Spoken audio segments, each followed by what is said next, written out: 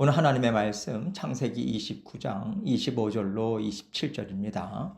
제가 읽습니다. 야곱이 아침에 보니 레아라. 라반에게 이르되 외삼촌이 어찌하여 내게 이같이 행하셨나이까? 내가 라헬을 위하여 외삼촌을 섬기지 아니하였나이까? 외삼촌이 나를 속이심은 어찌 됨이니까? 라반이 이르되 언니보다 아우를 먼저 주는 것은 우리 지방에서 하지 아니하는 바이라. 이를 위하여 7일을 채우라. 우리가 그도 너에게 주리니 너가 또 나를 7년 동안 섬길지니라. 하나님께서 야곱에게 나타나셔서 약속의 말씀을 주셨습니다. 그러면 이제부터 야곱이 그 약속의 말씀을 의지하고 사는 사람이 돼야 되잖아요. 그래서 하나님께서 야곱에게 먼저 가르치시는 것이 무엇이냐면 너는 내 것이다 이겁니다. 하나님의 소유가 되었다는 것은 하나님께서 주인 되신 인생을 살아가게 되었다는 뜻이에요. 그런데 주인이 누군지 몰라보고 자꾸만 자기가 주인 노릇을 하니까 문제가 생기는 거죠. 우리도 마찬가지입니다. 하나님께서는 나 자신이 주인이 아니라는 것을 확실하게 깨닫게 하시려고 날마다 우리의 인생을 사용하세요. 그래서 생각지 못한 일들을 만나게 하시는 건데요. 우리가 쉽게 항복을 하나요? 야곱도 자기 인생의 주도권을 뺏기지 않으려고 무진애를 쓰잖아요. 그런데 어떤 것도 야곱의 생각대로 되는 게 없다는 것은 야곱의 인생이 야곱의 것이 아니라는 것을 보여주는 겁니다. 그래서 우리에게 어쩔 수 없는 상황이 있다면 그 또한 하나님께서 우리를 아름답게 하시는 좋은 통로가 되고 있다는 사실을 우리가 생각해 보면 어떨까 싶습니다. 오늘 본문 25절 말씀을 보겠습니다. 야곱이 아침에 보니 레아라.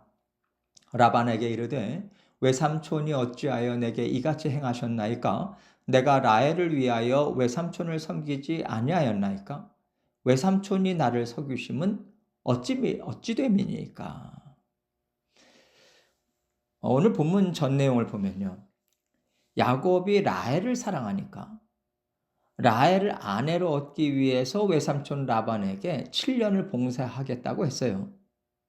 그 당시 관습으로는 그 남자가 신부 측 부모에게 결혼 지참금을 지불해야만 했는데 야곱은 돈도 없고요. 갖고 있는 것은 몸 하나뿐이었어요.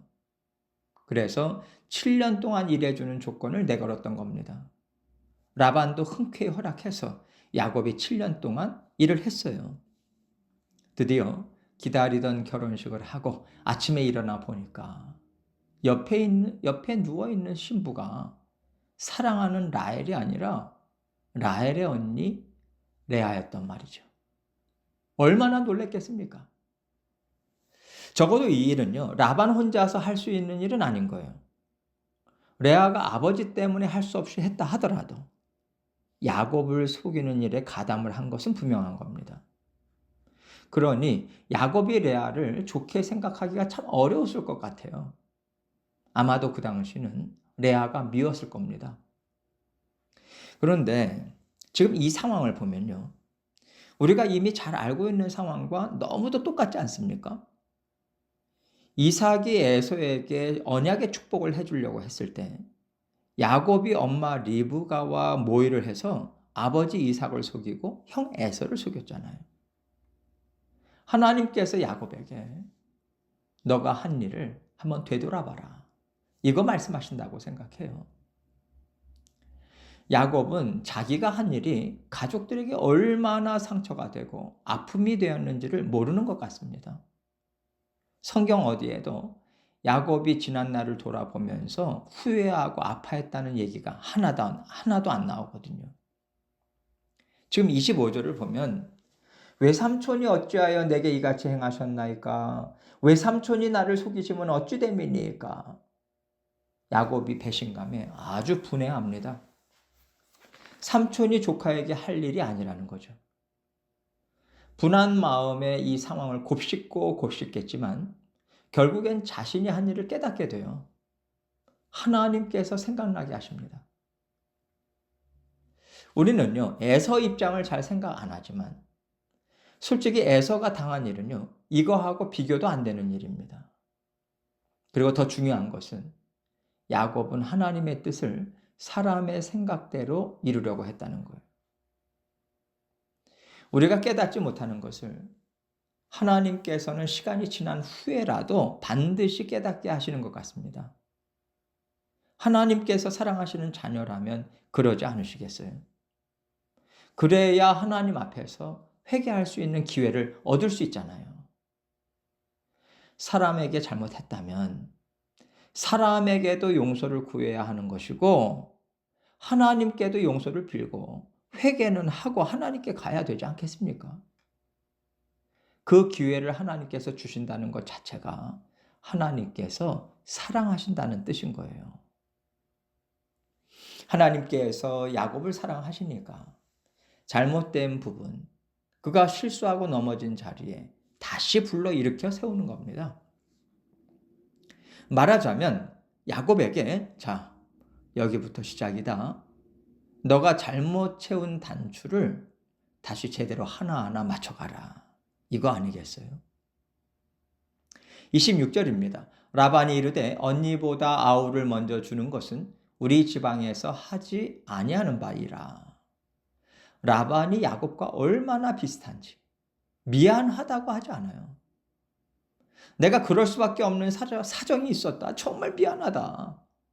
이렇게라도 말하면 좀 낫겠는데 그런 말 한마디를 하지 않습니다. 오히려 이건 이 지역에서는 당연한 거야.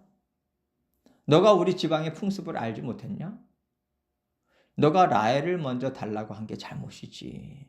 풍습을 알았다면 동생을 얻기 위해서는 언니부터 책임져야 된다는 거 정도는 알았어야지.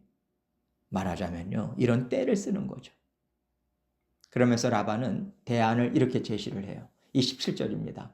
이를 위하여 7일을 채우라.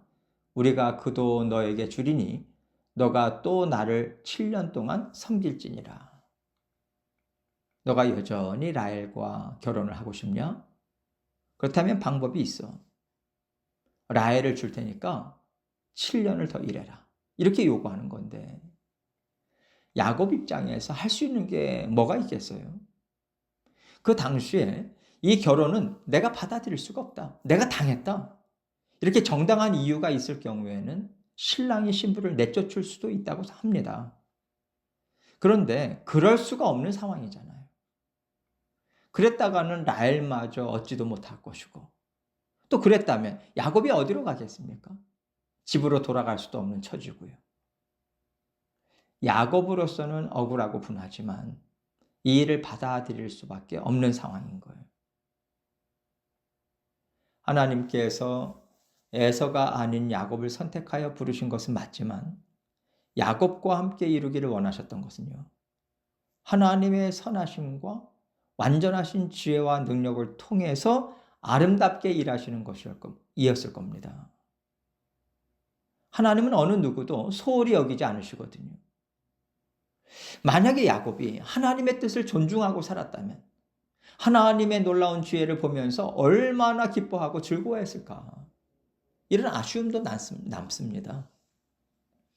결국 이스라엘의 아픔을 통해서 하나님의 선하신 뜻을 깨달아야만 한다는 것이 참 가슴 아픈 일이죠.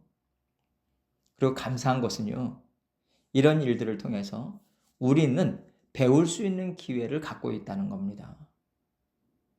말씀이 주시는 지혜를 우리가 소중하게 여기면 말씀이 우리를 지키고 보호해 주잖아요. 얼마나 다행입니까? 야곱이 이렇게 뼈저리게 깨닫는 시간이 있었다는 것을 기억하면 우리는요, 끝까지 참을 수 있고 계속해서 이해하려고 노력하게 되고 손해를 보더라도 아까워하지 않을 수 있을 것입니다. 왜냐하면 하나님은 정확하게 일하시는 하나님이시니까요. 야곱이 장자권을 뺏어오면서까지 기대했던 멋진 인생은 그 어디에도 보이질 않습니다. 사랑하는 여인을 만났지만 오롯이 그 여인만을 사랑하면서 그 여인과 함께 살지 못하고요. 평생을 라헬의 언니 레와와 함께 살아가야 하는 고통이 시작됐을 뿐이에요. 그러나 하나님께서는 장자의 축복을 지금도 쏟아 부어주고 계십니다. 야곱을 통해서 이스라엘의 12지파를 세우기 위해서 이를 하나하나 이루고 계신 거예요.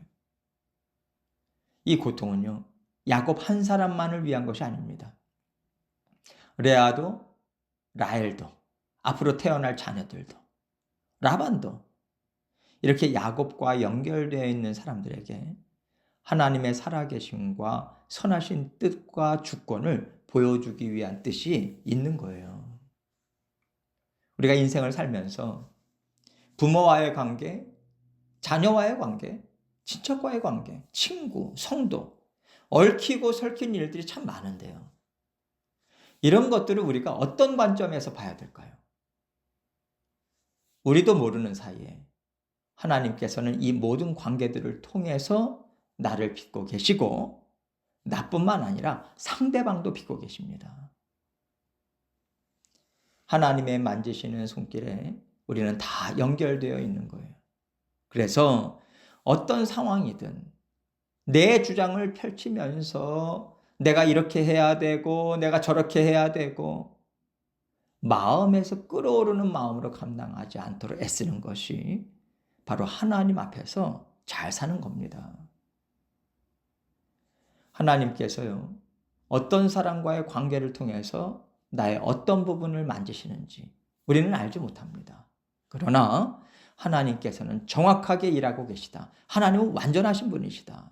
이것을 늘 생각하시면서 하나님의 뜻을 경외하고 하나님을 사랑하심으로 날마다 주님과 함께 동행하시는 저와 여러분이 되시기를 주님의 이름으로 축원합니다.